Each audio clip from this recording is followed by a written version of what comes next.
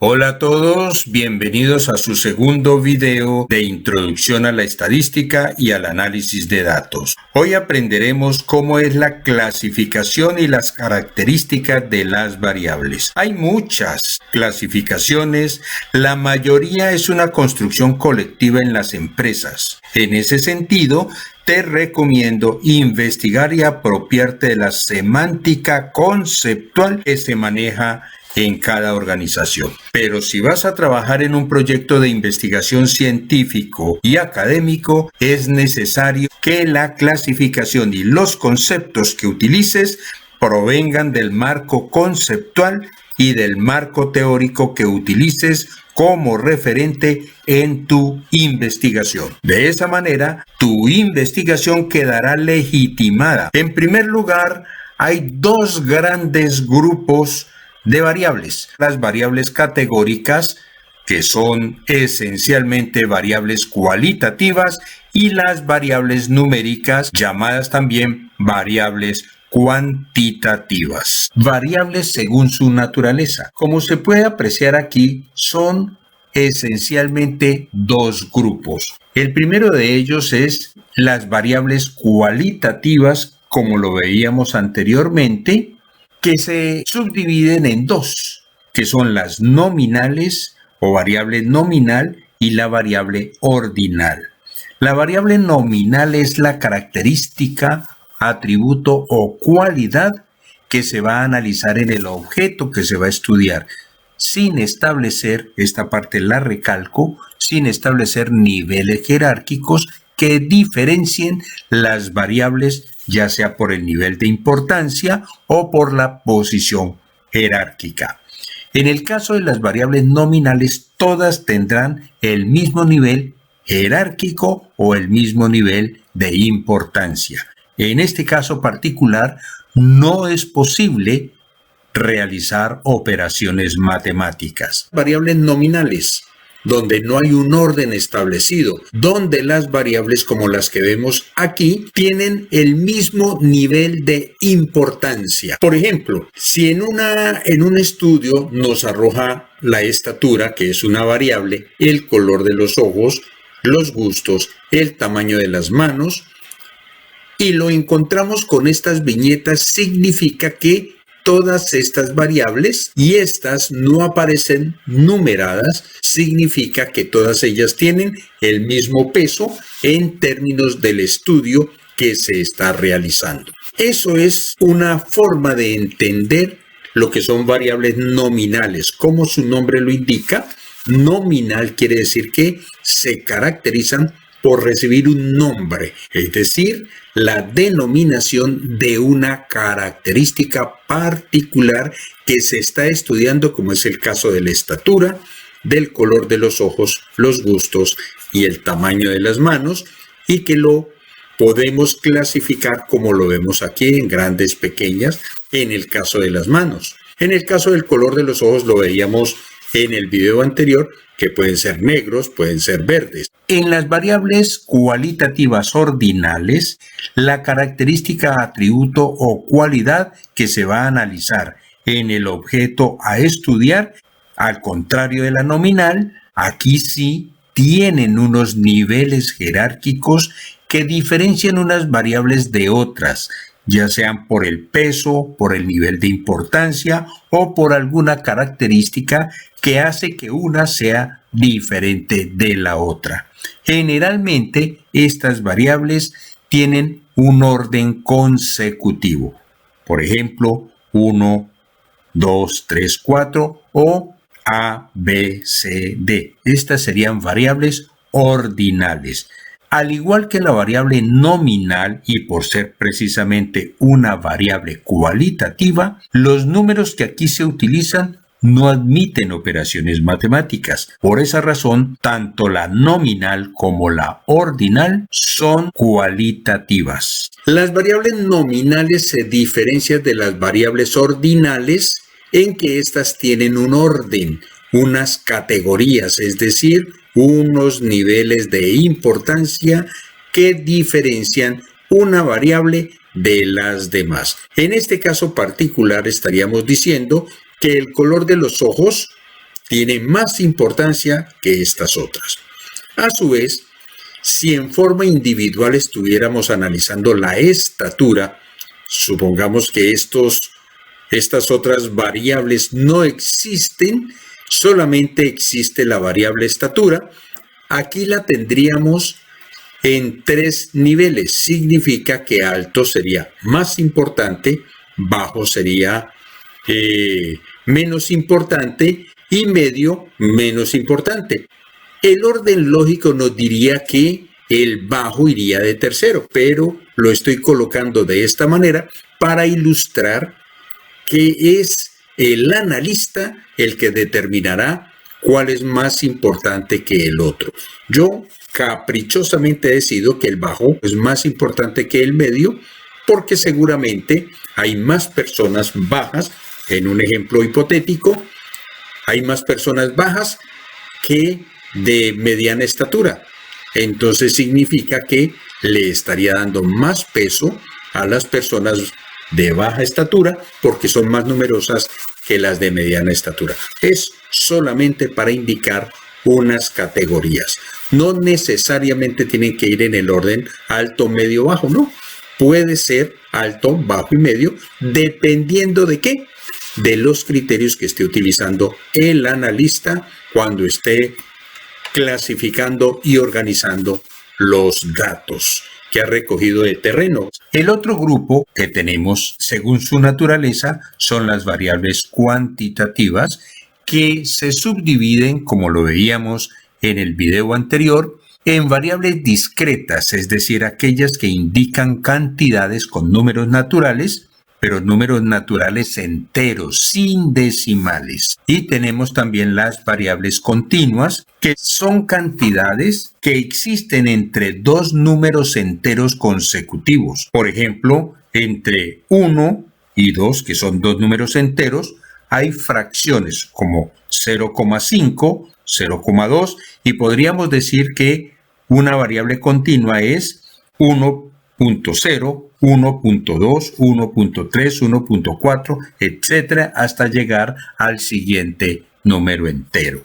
Son fracciones o indican cantidades que son más precisas que las variables discretas cuando se está haciendo el análisis estadístico de una muestra o de una población.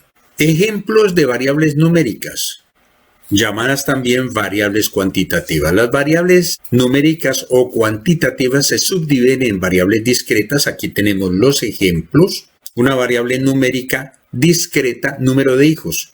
¿Por qué número de hijos? Porque yo no puedo decir que tengo 2.1 hijos, o 2.5 hijos, o 2.8.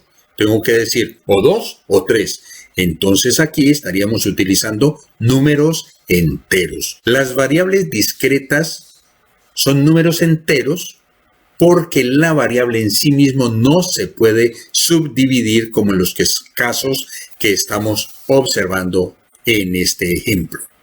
Otro ejemplo, para el caso de las variables continuas, son aquellas que admiten números enteros y decimales. Por ejemplo, el promedio de la estatura. Yo tengo 1,73 de estatura. Una persona puede tener 1,61. Eso es un número o una variable continua. El peso promedio puede ser 78.5 kilos, como en mi caso, o en otros casos 64.2 kilos. El caso de la velocidad exacta, por ejemplo, 60.5 kilómetros por hora. En el caso de los ingresos anuales, los gastos promedio en aquellos países donde se utilizan moneda fraccionaria. Tal es el caso también para el patrimonio neto en euros, y se habla en euros porque el euro tiene moneda fraccionaria. También tenemos en este caso que las variables cuantitativas tienen una clasificación adicional según el alcance, que pueden ser infinitas si no tienen un final, es un número que tiende al infinito. Luego vienen las variables cuantitativas finitas, que son aquellas cantidades que pueden ser contadas o que están determinado el número o cantidad de elementos que conforman la población. Tenemos también las variables cuantitativas no finitas. Son poblaciones tan numerosas que es muy difícil contarlas. No porque no haya una cantidad determinada, sino por la dificultad que tiene el contarlas. En ese sentido, ese tipo de población recibe el nombre de población no finita. Por ejemplo, los granos de sal que hay en un frasco.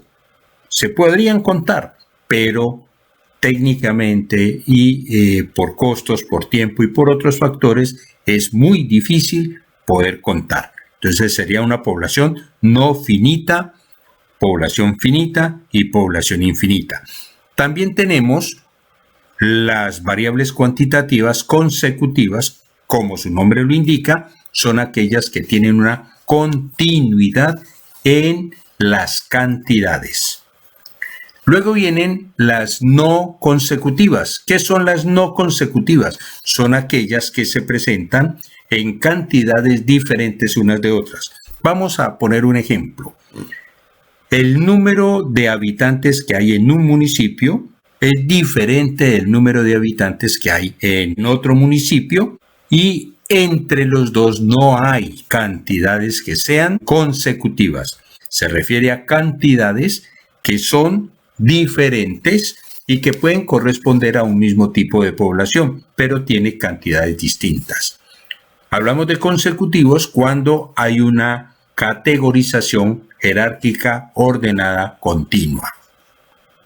Las variables según la escala de medición se dividen de la siguiente manera. Nominal, como lo vemos aquí, es cuando hay una diferencia entre las variables y no existe una categorización entre ellas o una jerarquización entre las variables. En el caso de las ordinales, se diferencia del anterior en que en las ordinales existe una jerarquía que indica los niveles de importancia que puede tener una variable con respecto a otra. Luego tenemos otra escala que la hemos llamado escala de intervalo, que es cuando el cero no representa una cantidad, sino que es básicamente una convención. Un ejemplo de ello es la temperatura, otro ejemplo de ello es la fecha, por decir algo, 22 de enero del 2021. Otro, por ejemplo, la altura. Por ejemplo, se dice 0 metros sobre el nivel del mar. Ese 0 que se ha establecido por convención, no porque no exista una altura. La altura existe, pero convencionalmente, por acuerdo, se ha determinado que sobre el nivel del mar hay 0 metros. La escala de medición por razón es cuando el 0 efectivamente indica una cantidad. Por ejemplo, la edad, donde el 0 indicaría la ausencia o la inexistencia de la edad. Otro ejemplo podría ser la cantidad de habitantes que hay en una ciudad, y es razón porque el 0 indicaría la ausencia de habitantes en esa población. Esa es la diferencia que existe entre la escala de intervalo y la escala de razón.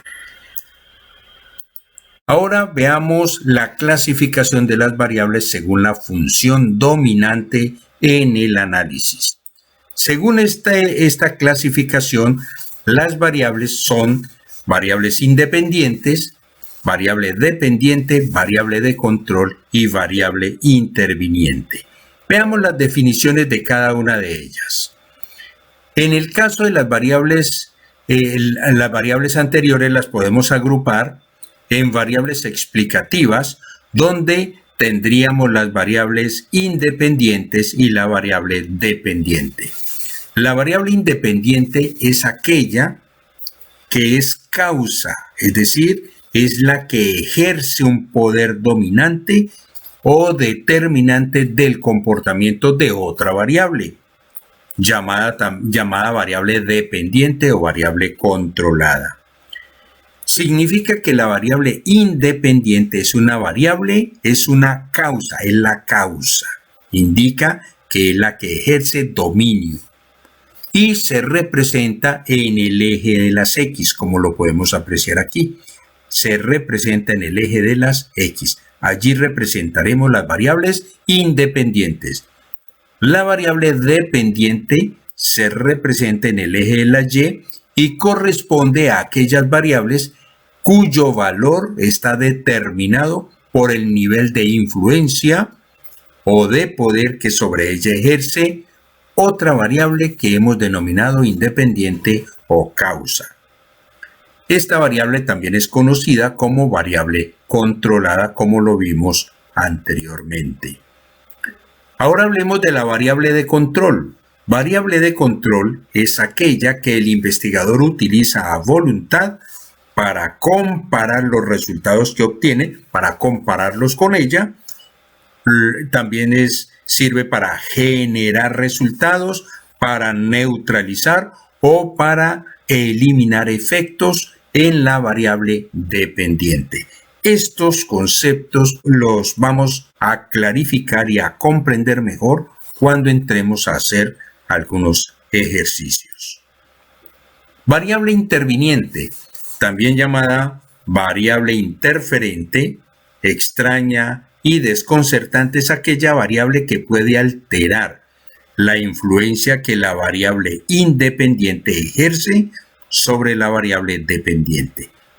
Es una variable, la variable interviniente, se mete en la mitad aquí para alterar la influencia que esta variable, la variable X, puede ejercer sobre la variable Y. Esta se diferencia de la variable de control porque la variable de control es manipulada por el investigador.